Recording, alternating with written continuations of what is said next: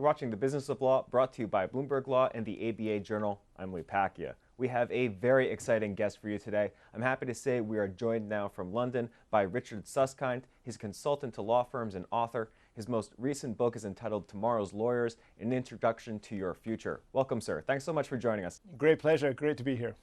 So, Richard, you've been studying this profession for a long time. What is the current state of the legal profession in your view before we get to the future of it? It's in a tremendous state of flux. I've been looking at it for over 30 years, I'm afraid to say, and we're seeing three huge drivers of change. One, massive cost pressures of a kind and a dimension we've never experienced before. Second, particularly in England, we're seeing liberalisation, which means that non-law firms and non-lawyers are more heavily involved in the delivery of legal services. And thirdly, as globally we're seeing, there's just immense opportunity for the use of technology to streamline and sometimes transform the way legal services are delivered. So all of this adds up to a marketplace very much in flux, with new potential competitors to law firms coming into play and clients becoming ever more demanding because they've really got to cut their costs. Right. Change in all things, and especially law, can be an awfully scary thing. I want to pick up on this idea of liberalization. In your book, you talk about how legal markets are going to be liberalized in a process that will lead to new kinds of jobs that require legal training. Can you flesh that process out a bit for us?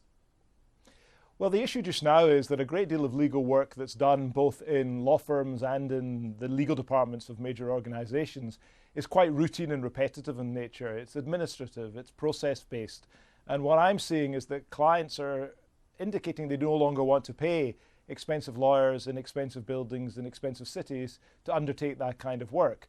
They're saying we need to find new, more imaginative, different ways of delivering legal services, and this is giving rise to a whole bundle of new jobs. It's giving rise, for example, to the legal knowledge engineer. That's the person who will ensure that the law is packaged and made available online as a form of DIY service, a do-it-yourself service, rather than a one-to-one consultative service with a lawyer. Or there's the legal risk manager.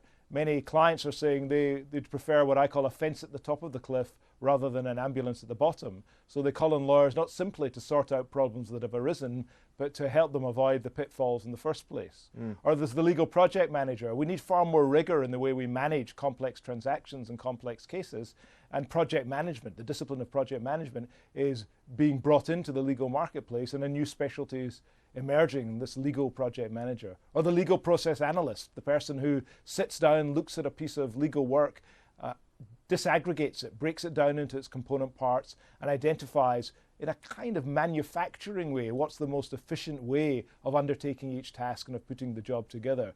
So these are very different roles: the legal knowledge engineer, the legal risk manager, the legal process analyst, and the legal project manager. Wildly different, I think, from what most people expect when they go to law school. So my theme is the future of legal service. It's not John Grisham, it's not Rumpel of the Bailey, it's something quite different. Right. We're living in a world that's being transformed by technology, and the law will be no exception. But technology and those new jobs that you outline presumptively are going to come with some level of displacement. That is to say, they're going to pay much less than the jobs that are taken out of the picture. Is that correct? I'm not sure that's necessarily the case. I don't regard the job of, for example, the legal knowledge engineer as any less sophisticated and deserving of any less remuneration than one-to-one advice. If you just think for a second, what I'm suggesting is that we develop online legal services which can help many people solve similar legal problems. But what needs to be done there is to structure and organize and represent the law in a way that can be usefully conveyed across some kind of online service. That requires deep legal skills, very profound legal skills, as well as technical skills as well. So there's an argument that we're having there, not simply a lawyer, but actually a lawyer with considerable technology experience as well. An argument that there's greater value being delivered by that individual. I do see, of course, when you think of the emergence of a phenomenon known as legal process outsourcing, that a lot of the routine and repetitive work is maybe transferred to less costly jurisdictions around the world. And yes, the wages there will be lower, no question. But when we're requiring people to use their legal skills, whether to advise directly to clients or to build systems or to analyze legal work, I still think it'll be a well-paid job. Yeah. But it's still, at the end of the day, a necessary effect of this liberalization process you talk about is wage deflation, correct? This process sounds a bit like what happened to manufacturing in the United States some years ago. Globalization took the work to where labor costs were the cheapest. Isn't that what's going to happen with all professional services, including law? It's already happening. If you look at the world of global tax compliance, the major accounting firms already have tens of thousands of people in India undertaking the more routine work. If you look, for example, at surgery or radiology, we're seeing remote surgery and we're seeing radiologists located in India overnight looking at scans and so forth. There's nothing new here in the world of professional services. It's just coming to the legal market. But my key point in all of this is I think this is an interim phenomenon. It's a form of labor arbitrage. You take some of the more routine work and you find a cheaper place to undertake the work. Lower labor costs, lower property costs. But in the end, a lot of that work itself will be undertaken through intelligent technology. So if you take, for example, in litigation, the review of documents, of course, it's about 1/7 of the price to have it done in India just now by legal process outsourcers.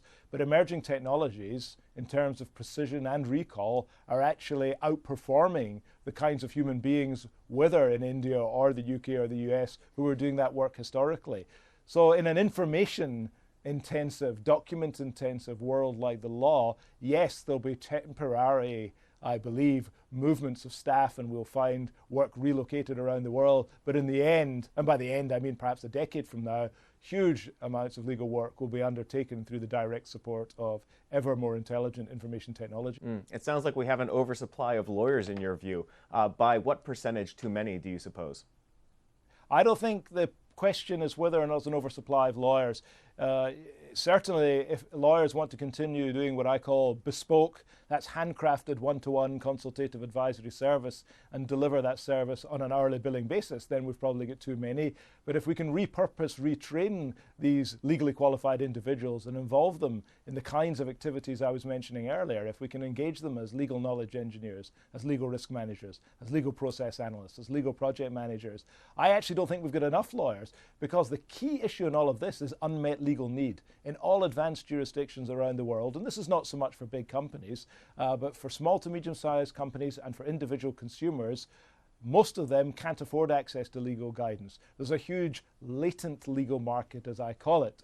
And my view is that we need more effectively to spread legal expertise across society so that those who historically have been unable to gain access actually can tap in one way or another, through systems or direct access, to a new legal profession. It's certainly not, as I say, the legal profession that most people had in mind when they started law school, but it will be a legal profession that's fit for purpose. Richard, how are law firms reacting to your view of the world? Are they receptive? In a variety of ways. I think it's true to say that the leading firms, and there's perhaps 20 elite firms around the globe, by and large they feel they may not really be affected by these changes. They'll say in the bet the ranch deals and disputes, no one ever got fired for buying IBM, so the brand's terribly important. And $1 million here and there doesn't make much odds, frankly, when it is a large transaction or a large disagreement.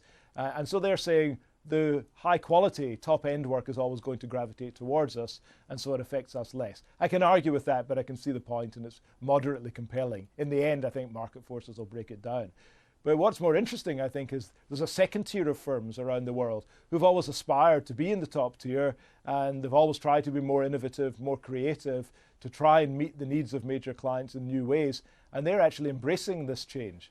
Who feel very threatened by it is the far smaller firms, and often sole practitioners, lawyers who work on their own, or perhaps the small partnerships, because, and I don't mean this disparagingly, but they do operate as a cottage industry. They have no economies of scale. They don't really embrace information technology. What they're doing is they don't have any leverage or gearing. They don't have any of the inherent efficiencies one would expect of a modern business.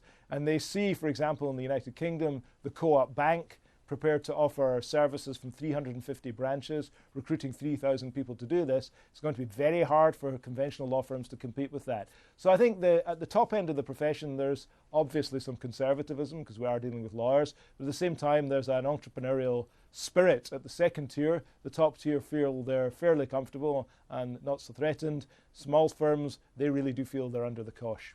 All right, there you have it, the legal profession of the future, presented by Richard Susskind, consultant and author. Thank you so much, sir. This was really interesting. Thank you very much. If you'd like to learn more about the issues we just discussed, be sure to go check out our offerings on BloombergLaw.com and also on the Bloomberg Terminal. You can see more of our videos on YouTube, and you can follow our updates on Twitter. I'm Pacchia. Thanks for watching.